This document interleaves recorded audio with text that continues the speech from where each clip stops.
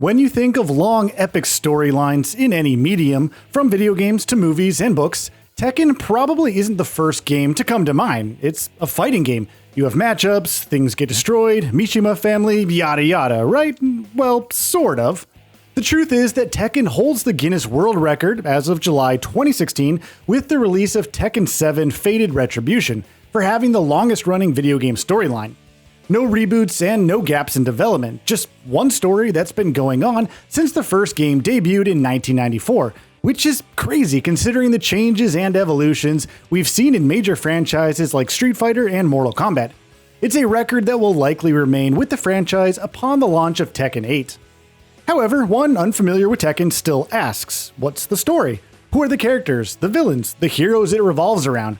To do that, we'd first have to explain Mishima Zaibatsu, also known as the Mishima Financial Group. It became a massive conglomerate due to the onset of World War II, though its founder, Jinpachi Mishima, would later repent for profiting off the conflict. After he reduced the Zaibatsu's scale, Heihachi, Jinpachi's son, staged a coup and overthrew him as the leader. Though he tried to take it back, Jinpachi would ultimately end up imprisoned, while Heihachi would take the Mishima Zaibatsu to new heights, ruling it for decades after. Tekken 1 centers on Kazuya Mishima, Heihachi's son, as the focus. The Mishima family specializes in martial arts, and Jinpachi opted to focus on the same after World War II. He would train Heihachi and Kazumi Hachijo, who would go on to marry and eventually have Kazuya. With his father out of the way, Heihachi is arguably the most prominent martial artist in the world, and tossed his son off a cliff. The entire goal of this exercise was to test whether his son was strong enough to inherit the Zaibatsu, though there's another reason which wouldn't be revealed until much later. Kazuya would survive with extensive scars thanks to awakening the devil gene and swore revenge. The death of his mother in the same year only fueled his anger. Kazuya travels the world to become stronger, culminating in the King of the Iron Fist tournament, where he defeats the likes of Lee Chaolan, adopted by Heihachi as a rival to his son, and Paul Phoenix, the only one who fought him to a draw to face his father. The tournament concludes with Kazuya emerging victorious and throwing Heihachi off the same cliff. With the Mishima Zaibatsu in his control, his revenge is complete. Tekken 2 kicks off 2 years later, and Kazuya proves downright unethical thanks to the devil gene consuming him. Extortion, murder, animal smuggling for dangerous experiments, yeah, the list goes on. Not that the world can do much about it, especially since his critics tend to go missing. While Heihachi survives and plans to fight Kazuya for control of the Zaibatsu, activist Jun Kazama also gets involved, seeking to arrest Kazuya for his animal experiments. It all culminates in the next King of the Iron Fist tournament, with returning fighters like Paul Phoenix and even Lee Chaolan now working for Kazuya. On the one hand, you have Heihachi, who despite defeating everyone else, is bested by Paul. On the other hand, Jun is attracted to Kazuya and seeks to free him of the devil gene's influence. This causes her to drop out, and while the finals are Paul versus Kazuya, the former is replaced by Heihachi due to a car accident delaying his arrival. Father and son face off once more, with Kazuya becoming Devil Kazuya. Interestingly, his encounter with Jun seems to have caused an internal conflict, meaning his power isn't enough. Heihachi bests Kazuya and this time tosses him into a volcano to ensure his end. He then seizes control of the Mishima Zaibatsu again. It's also revealed that Jun is pregnant with Kazuya's son, the soon-to-be Jin Kazama, and retreats to Yakushima to raise him. The events kickstarting Tekken 3 take place 15 years later, and the world has changed, surprisingly, for the better, thanks to Heihachi's Zaibatsu. It's due to his establishment of Tekken Force, a paramilitary unit with about 60,000 fighters who travel the world to resolve conflicts, cultivate lands, and even provide aid. It sounds too good to be true, and it is, because Heihachi is looking for clues into someone called Ogre. Currently dormant in Central America, it's alien in origin, capable of flying and using telekinesis. Believing its blood to be the key to immortality, Heihachi seeks Ogre. Unfortunately, when a Tekken Force squad finds it, they're subsequently wiped out, and Ogre goes on a spree of violence, absorbing ki from fighters across the world and leaving some of them, like the original king, dead. It also seeks out Jun Kazama, still in Yakushima with Jin. While Jun advises him to hide from Ogre, he tries to fight, getting knocked out. Upon awakening, his mother is nowhere to be seen. The destruction wrought by Ogre causes Jin to lose himself and the devil gene to activate. After Jun tells him to seek Heihachi in case anything happens to her, Jin meets his grandfather and undergoes training to harness the gene and subsequently fight Ogre. 4 more years later, the King of Iron Fist Tournament 3 is announced, with Jin participating. Other fighters like Ling Xiaoyu, who attended Mishima High School with Jin, Paul Phoenix, and Huareng, Jin's rival, are also present. However, it's all a ploy to unearth Ogre once more because what better bait than the key of several top-tier fighters?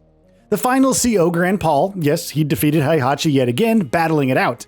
When the latter wins and leaves, Heihachi attempts to capture Ogre, allowing it to absorb his ki and transform into True Ogre. Jin is called in to take Paul's place and defeats True Ogre to win the tournament. However, Heihachi turns on him, with the Tekken Force disposing of Jin in a hail of gunfire. In another twist, the Devil Gene revives Jin, who takes out the unit and Heihachi before flying away. Perhaps to be more in line with Jin's beginning descent into darkness, Tekken 4 opted for a more serious tone with its story. It's 2 years after Tekken 3, and Heihachi has gotten his wish, Ogre's blood, but since he doesn't have the Devil Gene, it has no effect. While Jin has been missing after Heihachi's betrayal, later revealed to be in Brisbane and training in karate, wanting nothing to do with the Mishima style, Kazuya's body is revealed to be in the advanced biotech lab of G Corporation. Heihachi sends the Tekken Force to retrieve it, which seems like an easy task. After all, Kazuya isn't going to come back to life and single-handedly destroy the Tekken Force, right?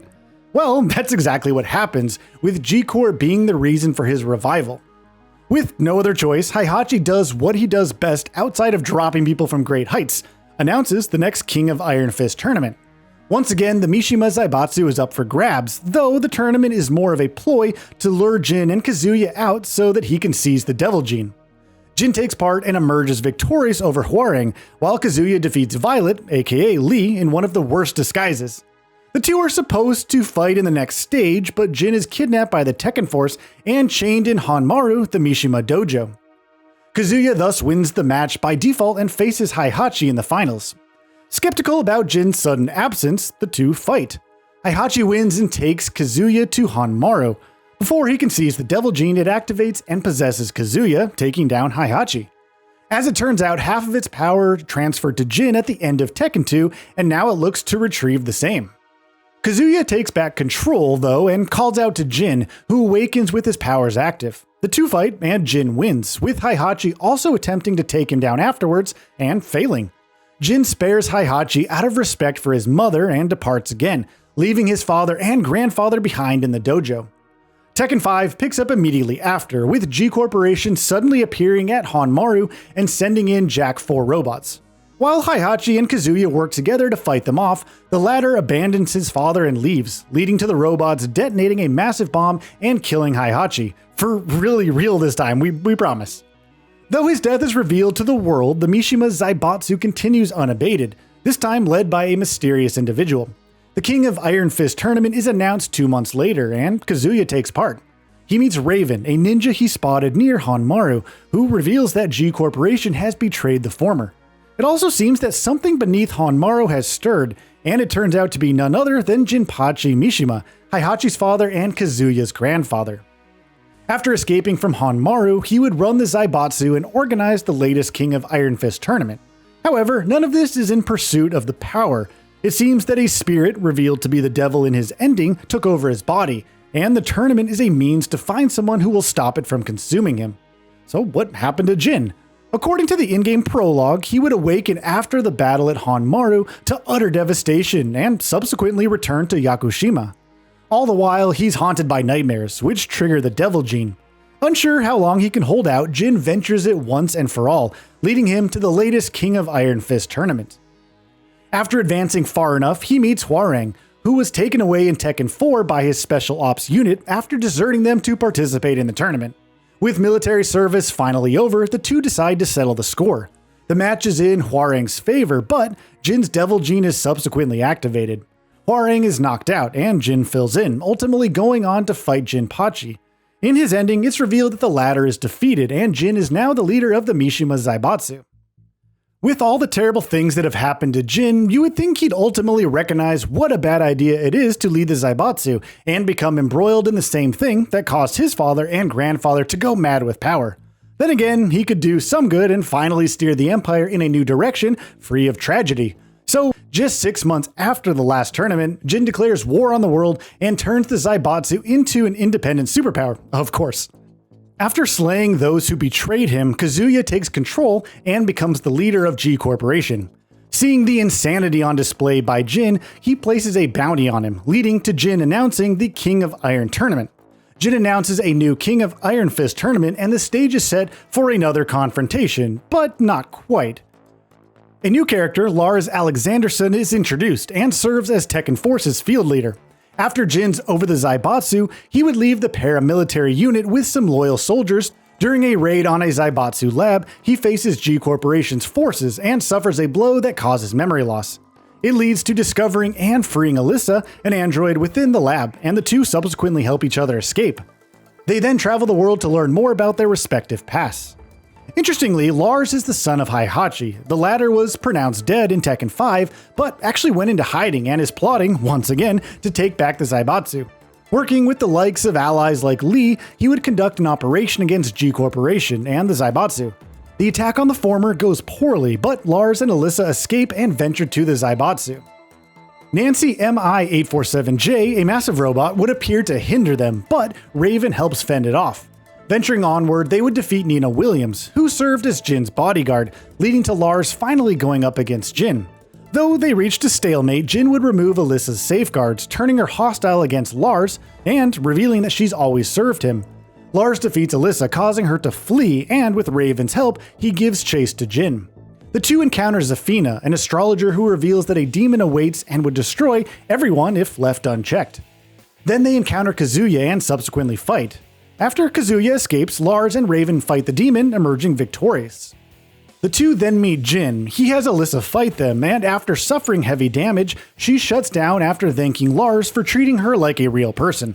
Lars attacks Jin in a fit of rage and finally defeats him. However, the latter reveals that he did all of this to harness the world's negative energies. He would then defeat the demon and finally be free from the devil gene. As far as plans go, this is one of them. Though Lars claims the demon is already defeated, the demon would emerge again. Jin would battle it, Lars and Raven would leave, with the former meeting with Lee, who promises to fix Alyssa. Meanwhile, Raven finds Jin, having seemingly survived against the demon, but still bearing the mark of the devil, meaning that the demon is still alive. As it turns out, the demon spirit survived but was sealed by Zafina in her left arm before the events of Tekken 7.